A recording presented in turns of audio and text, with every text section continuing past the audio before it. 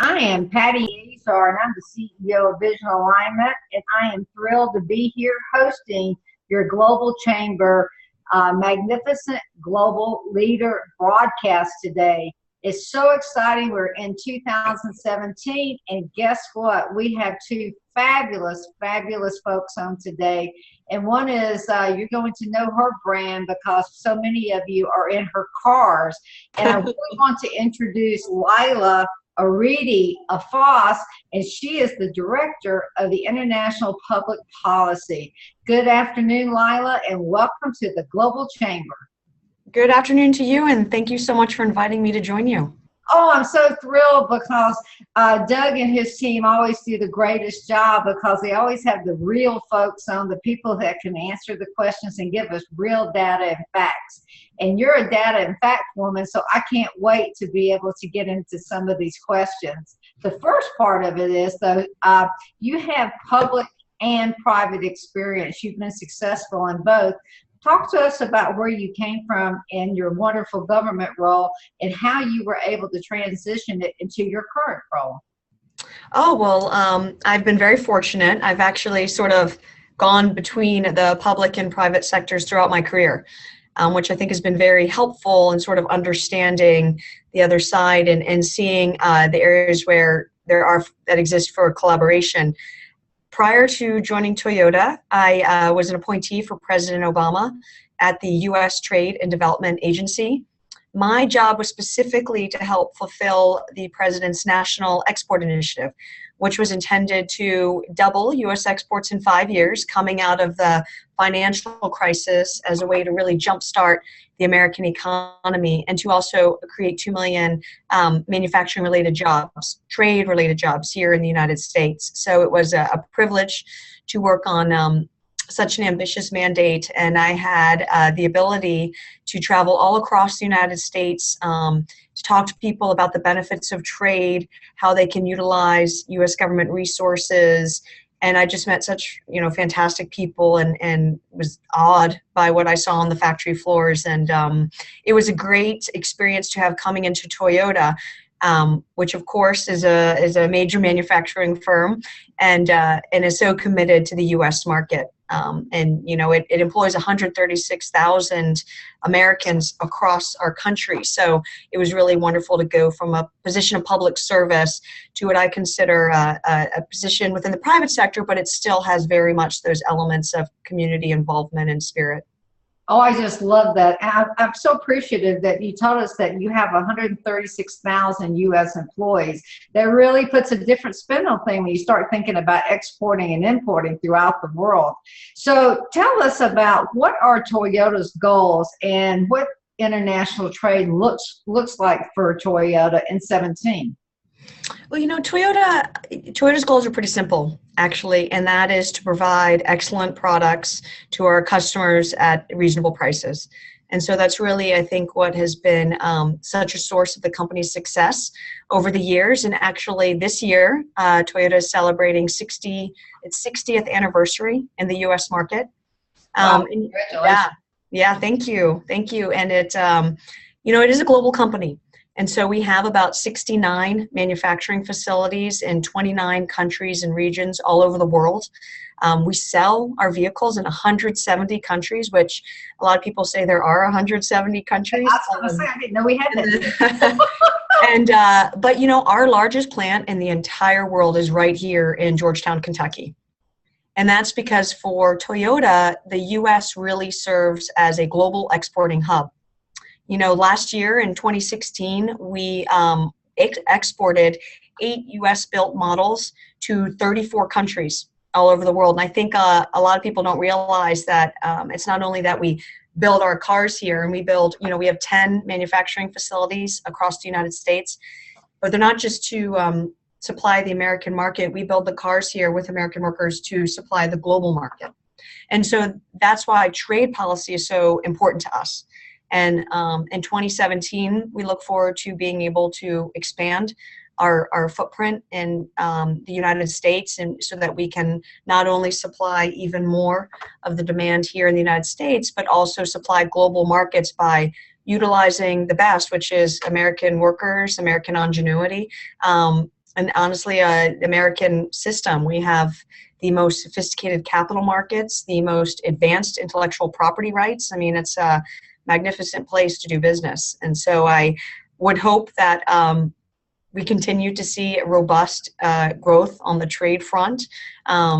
Of course, the trade was quite battered on the campaign trail during this election season, but I hope that the benefits of trade are realized, because I think, if anything, what this election season really highlighted to us, whether it's in the private sector or public sector, is that we got an F in terms of communicating the benefits of trade and the fact that trade means jobs for Americans. Well, I was just thinking we should take this broadcast and it should be just sent out to the entire world, and Toyota should use this, because you're like the best kept secret out there. And I know Toyota right now, I was so excited to hear that what you're talking about and doing some expansion in the United States. I think it was like $671 million into an upgrade into, I believe, a current manufacturing plant.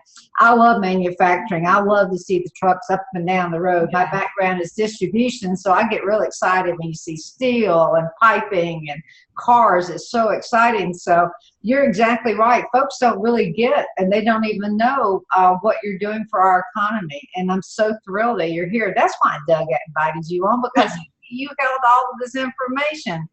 So you and I, we had a wonderful conversation, and you are fact-based and you like evidence. And so it's like, oh, this is going to be so nice, because we're not going to talk about conjecture. We're not going to have opinions on what we believe. So talk to us about what you believe the facts are showing now, and the trends for business leaders out there regarding new trade opportunities. Well, I think one of the most compelling facts is that 95% of the world's consumers are outside the U.S.'s borders. And that's just sort of a spin on the fact that we only have about 5% of the world's population here in the United States. And so to expand and to grow, companies really need to tap into the buyers that exist overseas, who are looking for the exact same types of products and services that we enjoy here in the United States.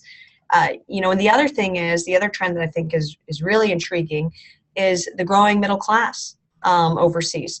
And, in Asia alone, there's about 525 million people who have entered that middle class. And if you think about that, that's more than the entire population of Europe. That's unbelievable. Yeah, and that's just the middle class, not even taking into account the people who are going to be growing up, who are going to be moving into that middle class. And you see Africa, 6 of the fastest growing economies in the entire world, or in sub-Saharan Africa. There is tremendous growth there, a lot of movement towards regional integration, which will mean more robust supply chains and infrastructure development. So I got very passionate about encouraging companies to trade and to look at exporting when I was working for the government, because fewer than 5% of U.S. firms export. I know, and it's so unbelievable. And I started working and being aligned with Doug. He's been so good about talking about that. And I believe that's one of the genius avenues that he has, is understanding how to tap into that, and to be able to tap into folks like you that get that, and we're really underserved in this area. Exactly. And I think there's a lot of reasons for that. I think it seems very complex. Also, most of the companies that do export, 58% export to one market, and that is typically our NAFTA partners, Canada or Mexico, given the proximity. But, we're sort of separated by these two massive bodies of water. It seems very remote to export to Europe or to Asia. And I think that's more of a job that parties can play in sort of demystifying what it means to trade. And what was a really interesting development lately, which I think is really exciting, is all of what we call the accidental exporters. The people who sell their goods on eBay or Etsy.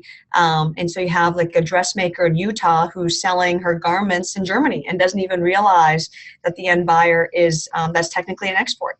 And so I think not just educating them on the opportunities that exist, but how to leverage them And there are just so many U.S. government resources available for free to U.S. companies that they can utilize in order to identify markets where their goods would be competitive, understand pricing structure, get support from the U.S. embassies and commercial sections all across the world.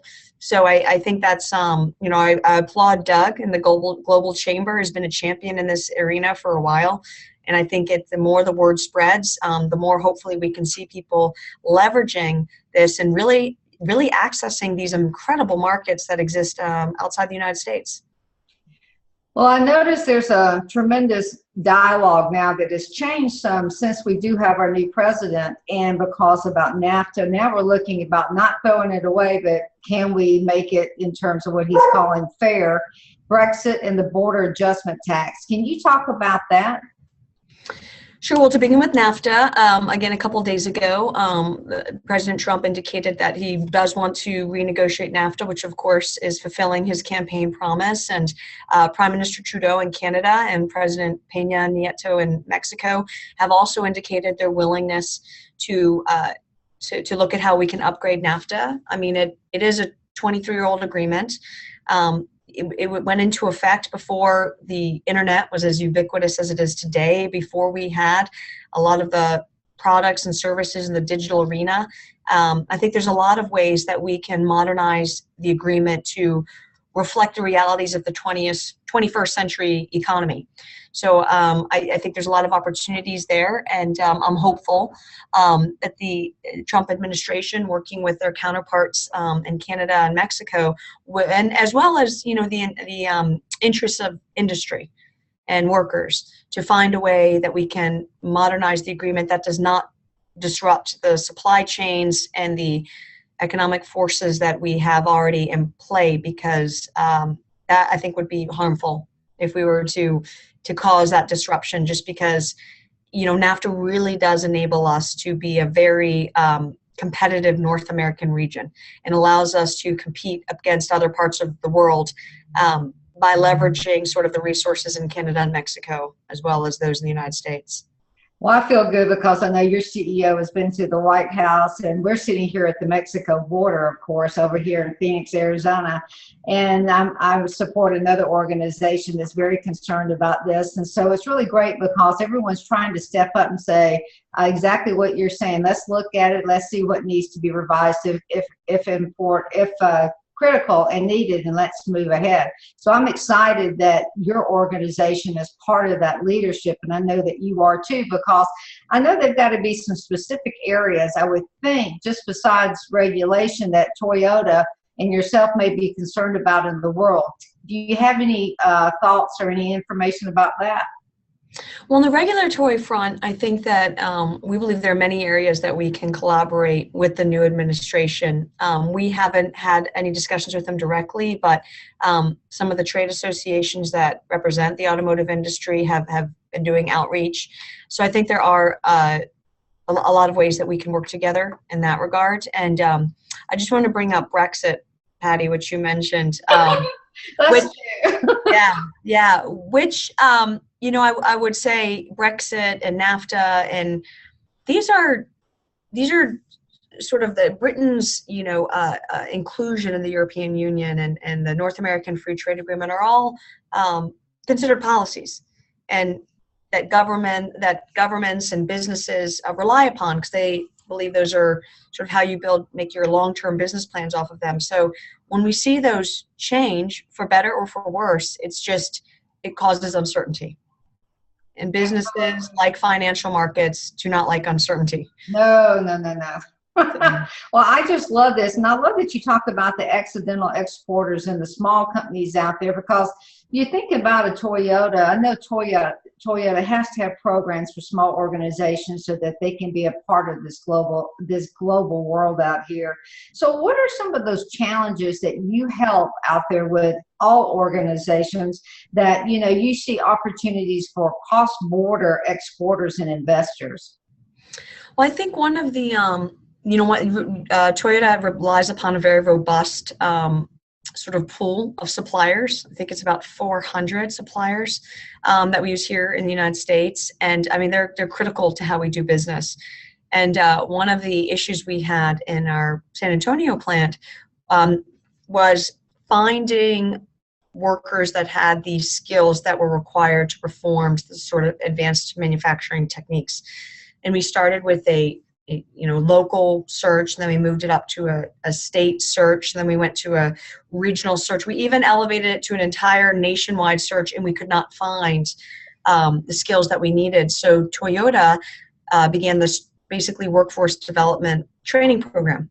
And we partnered with community colleges and across the entire United States, that's about 50 schools that we formed partnerships with, to train these workers for the skills that they'll need for the future. To work in our factories, to work our plants. We also have one that helps with our suppliers.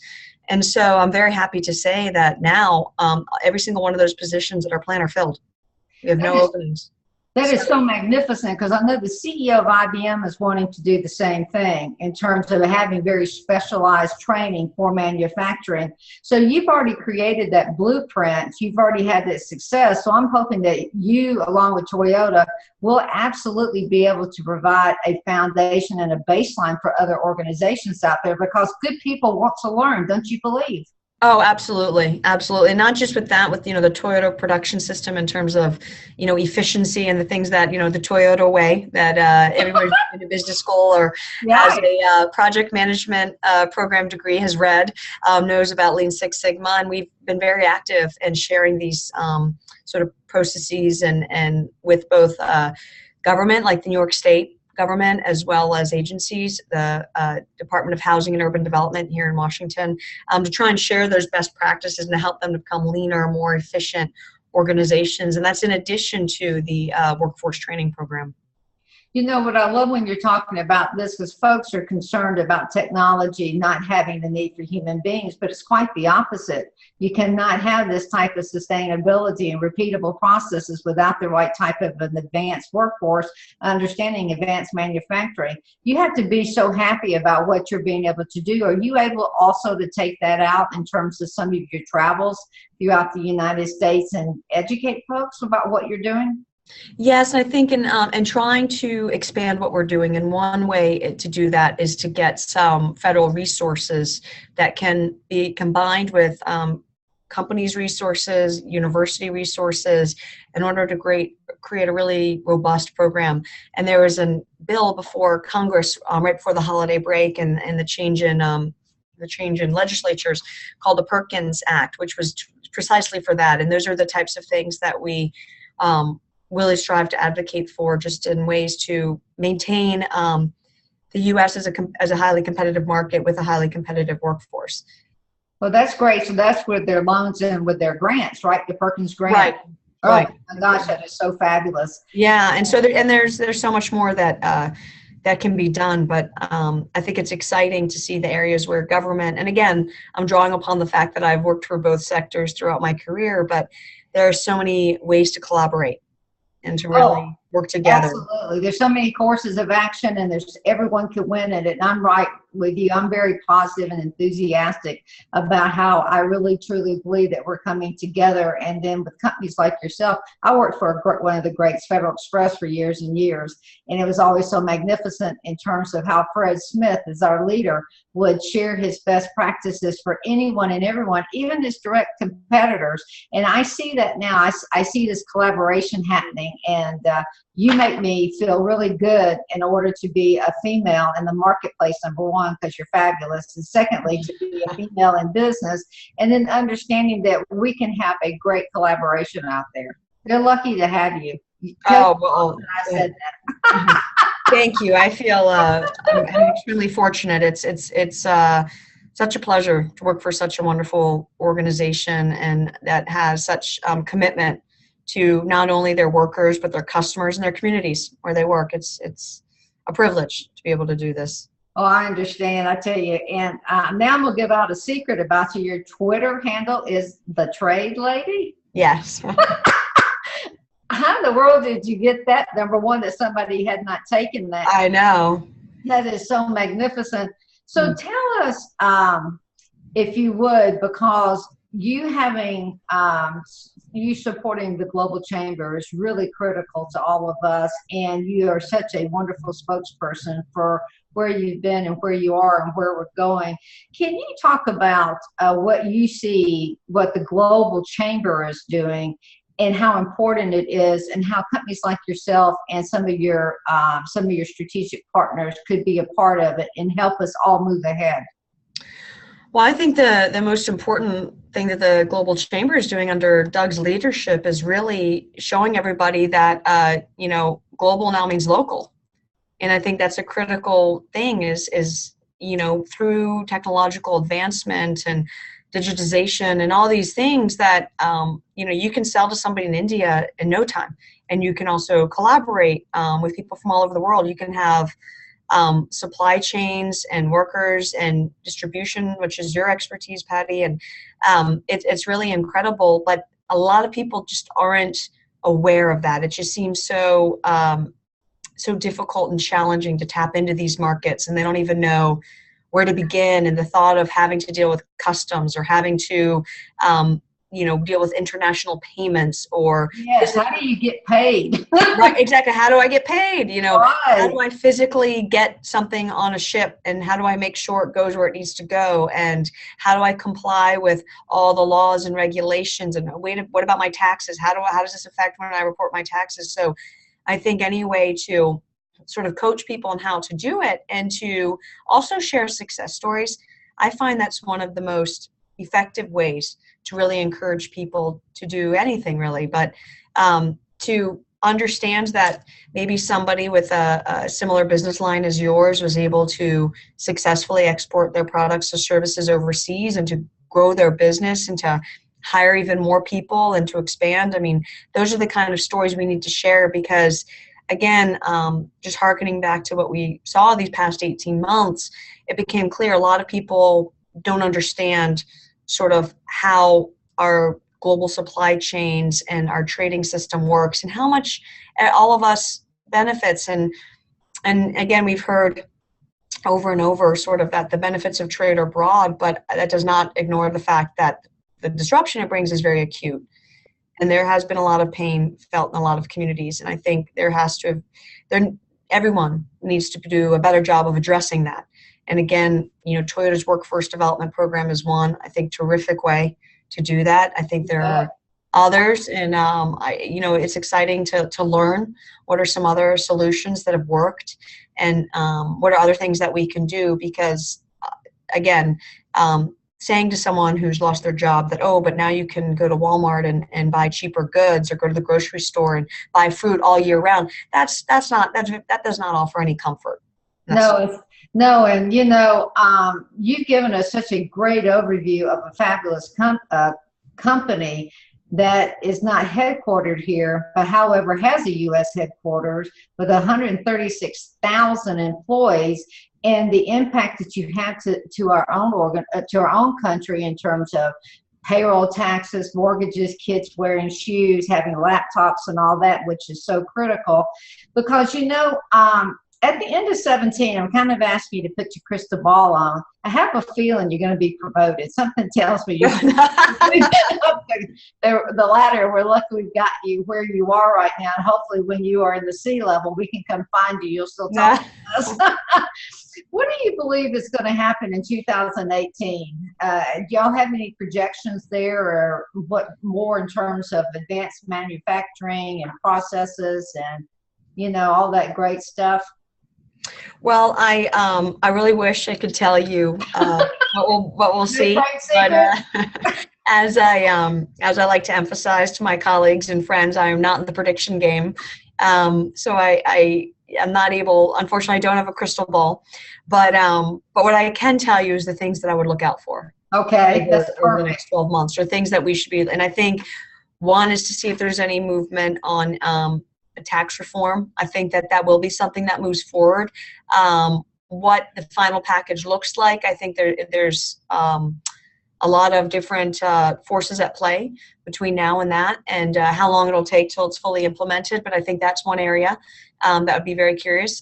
Trade, of course, looking at if we were to upgrade NAFTA, which President Peña Nieto in Mexico and the administration have all sort of said within the year they think that they can do something there, as well as, President Trump has also talked about bilateral deals. And this Friday, Prime Minister May from the United Kingdom will be visiting, and that's on the agenda, is to talk about sort of a UK-US trade deal, and to see if there's any other bilateral trade deals that are picked up. Again, just so our audience understands, free trade agreements are incredibly beneficial. Allows you to export your products into a foreign market tariff-free. You don't pay a tariff at the border. It also has a lot of chapters in it that can protect you, and the vast majority of our trade in the United States is with our trading partners. We have about 20 trading partners right now. And just as a point to underscore, one of the benefits of NAFTA is that Mexico has 44 other trading partners. Okay. And so those trading partners, and one of those trading partners is the European Union. So for any company that manufactures in Mexico or ultimately sends their finished products to Mexico and is able to leverage those trade agreements, they can access almost half the world's global purchasing base. So that's twice what we do right now. Right. And so that's something to keep in mind. Even if NAFTA were to go away or whatever, those trade agreements Mexico has would not go away. Wow. I have to tell you, you are just magnificent. I so appreciate, I'm telling you, are the magnificent global leader out there. Because you really, you love what you do. You have such an enthusiasm. You have such a command of understanding about the leadership of people and the management of resources. It's just such a pleasure to talk to you. And if you could hold on a few minutes, I'm going to move over to Doug Bronke for a minute, because we might pull you back in, because we're going to talk to him about his global outlook, and we might come back to a couple of your questions. Would you be able to stay with us for a few minutes? Sure, and thank you so much. It's been such a pleasure to speak with you. You're great. You are fascinating. You are fascinating. Listen, come to Phoenix, have a cup of coffee. I'll buy. Yeah. Well, let's move on to Doug Bronke. And Doug, good luck being able to follow up with Leila, because I'm telling you what, she knows her stuff. And we're so excited about moving into 2017. And so, Doug, talk to us about, from your viewpoint, what's happening with globalization now. You're right. I can't follow Leila in any way. Good luck. Totally unfair. But, really she's here to benefit our members and others who are viewing. And so I think all of you can see how amazing she is. And I can't in any way mirror or any way duplicate her knowledge of the world, but I'll give it my best shot. Certainly globalization is something that is a little bit of a bad word right now, or it's kind of, when you read on the internet about it, it's like, well, what's the next phase, and it's over, and what do we define it going forward? And I think probably what's happening is it's being redefined. You mentioned about what happened 20 years ago, or 30 years ago when I started my career, it was totally different. And that globalization, which was pretty much, people trading with each other in a very primitive way, has modified to the point where we're making purchases on our phone, from Utah, as Leila mentioned, that where a German customer has it, and you barely even know that it's an international transaction.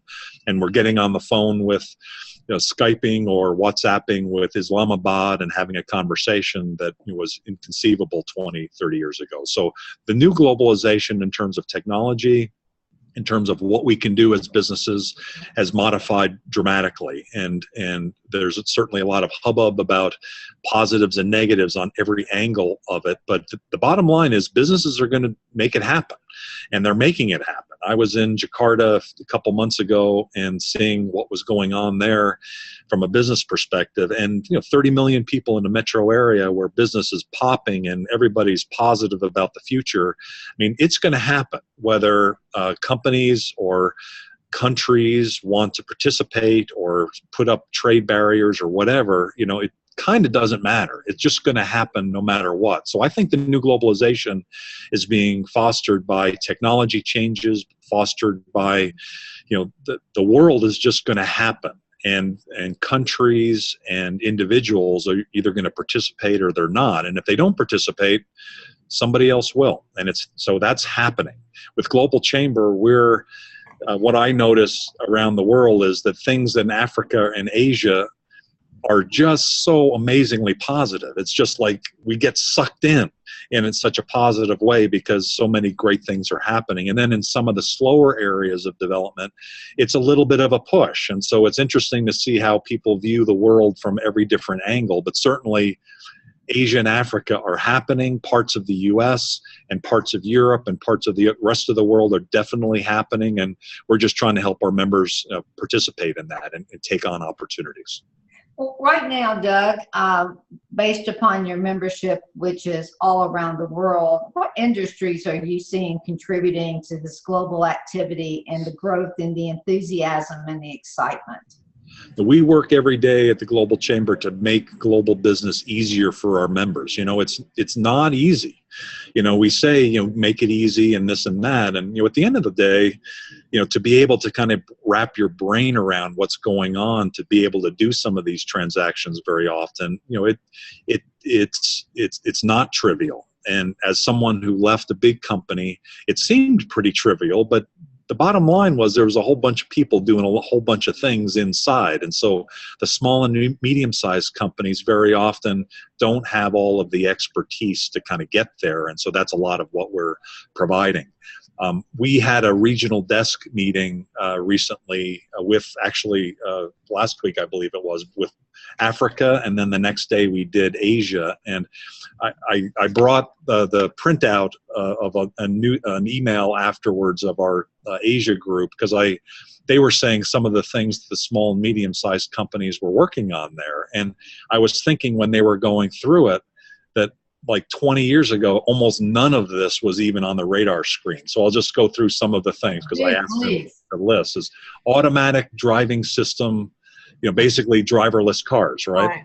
Artificial intelligence, low-cost smartphone, drones, internet-based supermarkets, electric vehicles, Instagram, inbound tourism, which that's always been the case, virtual reality, life-assisting robots, automatic translation technologies, Internet of Things, Japanese version of Airbnb, home electric apparatus for senior people, shared services like Uber. Most of those things, right? 10 years ago, 5 years ago, we driverless cars, 5 years ago. Come on, these are things that are happening. Right when we're getting Uber, which is a relatively new technology. Now we're replacing it with, driverless cars.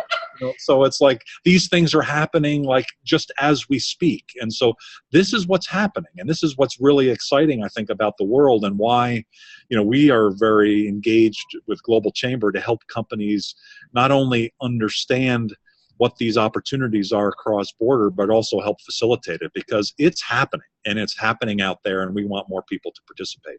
Well, gosh, when you read the list, I said, well, this is just America that we're talking about. And I'd go back and say, no, you're talking about other areas of the world. Doug, when you and I first started out, when they were sending shipping manifests, they were going over the telex machine. Talk about things moving and moving differently now with your mobile phone as opposed to a telex machine and everything that you're doing now. So it's just so wonderful to see the growth. It's wonderful to see the ingenuity. And I love the fact that you're able to have these regional desk meetings and you're able to do it very cost effective just because of technology and innovation, just like you're doing. So tell me, what should be on everyone's radar in 17? Well, that the world is available, and the actual data for U.S. companies is less than 1% of companies export. Yeah. And that's really sad. It really is. And amazing. A lot of that is a remnant of the 50s when U.S. companies didn't need to export. When you go to Europe and you've got countries right next door, you contrast that with 50% of German GDP is exporting. Although the U.S. is about 15% of our GDP is exporting, 50% for Germany. So there's a lot of opportunity here to do it. So when Leila talks about the previous U.S. presidential administration focusing on exports and being myself, not only with Global Chamber, but part of a district export council, we're dedicated to whether you're in Indonesia or whether you're in Africa or whether you're in the US or Europe, to think about the world and that it's growing, that there's, how many was it? 525 million people in the middle class in Asia. That's unbelievable, isn't it? So we've all, if you've got a business, you're either global or you're out of business, and I've heard people say that, and I remember when I heard that about a year ago. Unless you're global, you're out of business. Right. I thought, that's pretty much of an over-exaggeration. But when you think about how fast things are changing, I kind of wonder if it really is. And so we're dedicated to getting everybody engaged with global business. And as Leila mentioned, the global-local connection and how it ties in together so intimately is very important, to recognize that all around the world these trends are happening, but all around the world people need things. And if we can provide something that they need, you'll be able to give it to them and deliver that to them in a way going forward. And so we're just hoping and expecting that people keep jumping into the bandwagon. We've seen an significant uptick in numbers of companies around the world that are interested in doing global business, and we're helping them every day. And it's funny that I really get a thrill out of, many times I talk to companies that are not at all global or not at all thinking about international, but they want to grow. And so you explain to them, that these, here's what the world is, things like the 525 million in the middle class in Asia. And it's all kind of theoretical until you actually jump in. And so I'm really excited and thrilled that the success stories that Leila talked about are happening every single day at Global Chamber, because we're connecting people who are skeptics about, hey, this is not for me, that come back and renew their membership or come back and say, wow, I never expected this to happen. And a lot of it is just pretty simple stuff, warm introductions, connectivity to, one person to another. And the next thing you know, they take it to a next level. And that's really exciting to see. Leila won't be nice enough to tell us how many cars they're wanting to sell with that 525 million over there. But Leila, I'm sure Toyota's got them a very nice target over there. So I think about what you're doing, and Leila, we have an advanced manufacturing symposium coming next month to Arizona. We're really excited about that. When Doug talked about, he's one of our members of the District Export Council, and so we've got folks coming around the world. So do you, in your role, do you participate in those types of events in your role, and then also Toyota? Yes, I do. In fact, I was recently in Chicago, an event similar to that, and Doug was very kind to ask me about another event, but I had a conflict. But yeah, no, I think it's really important to share as much information as you have and to engage with people all over the country. Well, I tell you what, with Doug, I want to go back to you, is because when we're talking about sharing resources, Leila talks about sharing resources in terms of being able to help build workforce development and a wonderful workforce out there that has advanced skills. For you, when folks come over to the Global Chamber, you have such great resources as attorneys and folks who understand how to write the right type of agreements, be able to get paid. Can you talk about some of that as we're moving into 17? Because that's always my sticking point. How do you sell something, and how do you ensure that you get paid, and how do you get paid on time? Those types of issues. Yeah, these are some of the things that seem scary sometimes when you're selling across town, let alone to another state or another country or a whole nother side of the world. And so, for us, it really begins with a model that says, let's, within each city around the world, and we're building out to 525 regions around the world that would cover the whole world, let's find someone in each region that knows the community, is aware of how global business works, and can be a connector to be able to understand who are the best companies, who are potential customers, who are potential partners, who are potential distributors, and who pays, is part of it too. You can look up, and there are plenty of databases. Credit Safe is one of our sponsors globally, and they're a great resource to be able to tell, the credit worthiness of people.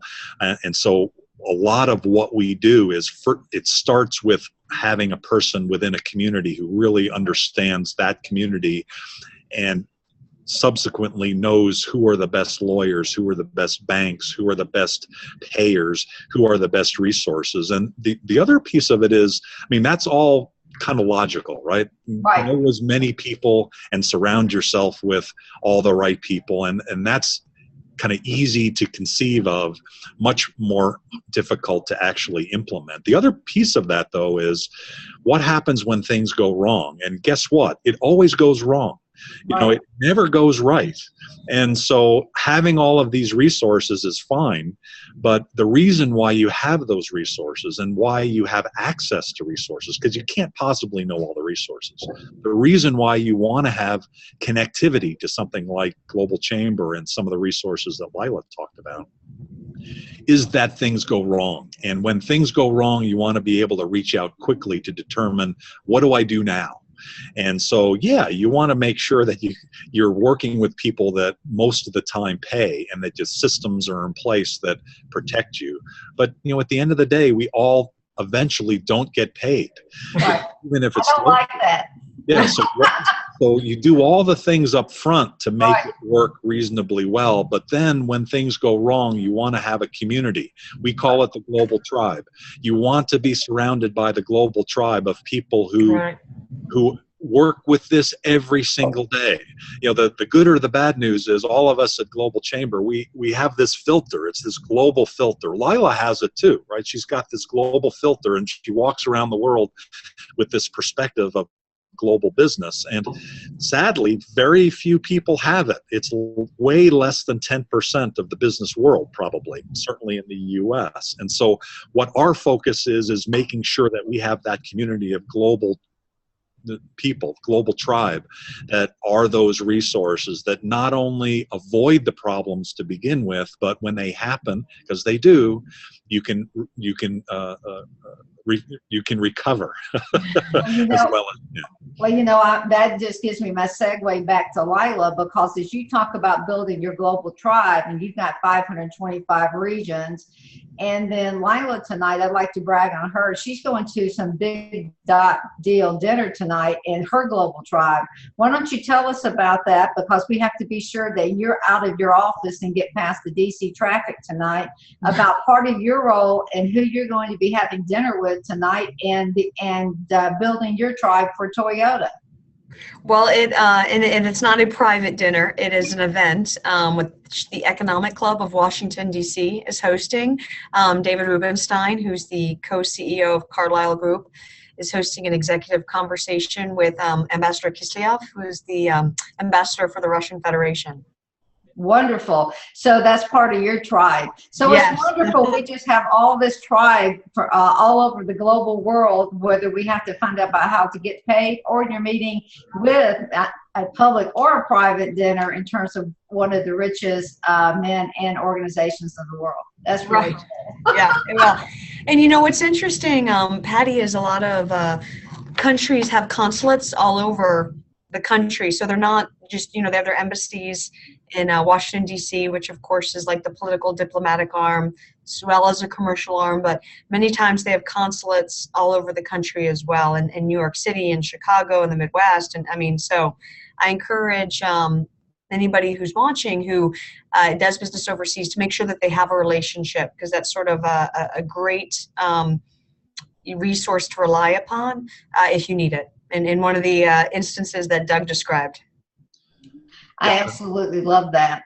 I was just going to mention, kind of building off what Leila said, is that I'll give you an example.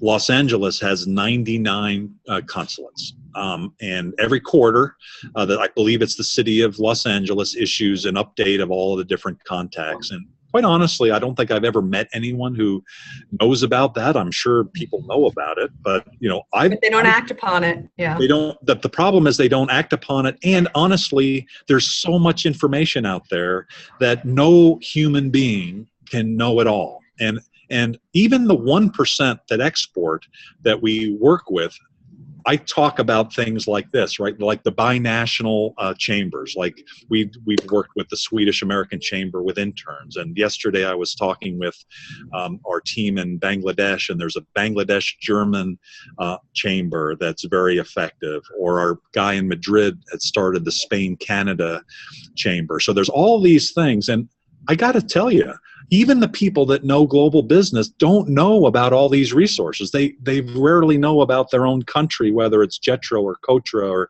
U.S. Commercial Service or MEDA or some of these others. It's an almost infinite number of resources, and that's why we collaborate with everyone. You know, it's because we have to know. We have a team member, Cesar Trabanco, who's our business services manager, and he knows all of the different online trading sites, and there's dozens of them. And we were talking about it the other day. I still haven't met very few people who even know one or two of those, let alone the dozens of them. So what we try to do is understand all of these resources as a proxy for all of our members, because we know there's no human being that's right. all of these things. And so this is part of the global tribe. This is part of the resources that are required to be successful. So when somebody needs some help, we can give it to you. And so those of you who are out there who are part of this global tribe, and you're working and struggling and trying to get all of this together, you can't do it. A couple days ago, we had an event in Tucson, Arizona. I was down there, and our speaker is a guy who is he's the guy who's out there in all the different countries, going country to country. And we were talking about this exact issue, that he knows all of this stuff. He's fortunate to be in a company that is pretty global, but many of us know, if you're on the global tribe community, that many times you end up going back to your company and you're educating your own company about what's global and how to behave globally and what we should be doing strategically. It's not easy. In my previous big company days, I had that conversation almost every day with headquarters, trying to explain that hey, the Japanese market's pretty different, and there's some things that we need to be doing there differently. And so we all can relate to that and that issue. So the reason why I bring it up is there's a lot of moving parts with all of this, and so don't feel like you have to do it all alone. There are people, and we can help with getting you directed to the right resources, including all of the services, consultants and banks and lawyers and websites and country sources and city sources. There's so many different things at every level of government, every level of public-private partnership that can help you grow your business. Well, I have to tell you, we're out of time, but Doug, it's always so wonderful to be able to have time with you directly and be in alliance with you as the founder and the CEO of Global Chamber. Everything you do is with the utmost integrity and principle, and I'm so appreciative of you. And Leila Aridi Afas, the Toyota Director of International Public Policy. You are a simple rock star, and so as Doug is the proxy for his organization, you are definitely one for Toyota. And I'm sure that if anybody needs to find a fine car, they can find one through you too. I am so grateful to be here. It is just my honor. I'm Patty Azar, and I am the host of the Global Chamber, the Magnificent Global Leader. And thank you so much. And if you need to find the Global Chamber, it's globalchamber.org. Take care and come back again. Thank you. Thank you so much, Patty. Thank you, Doug. Thank you, Lila. Thank you, Patty. Bye.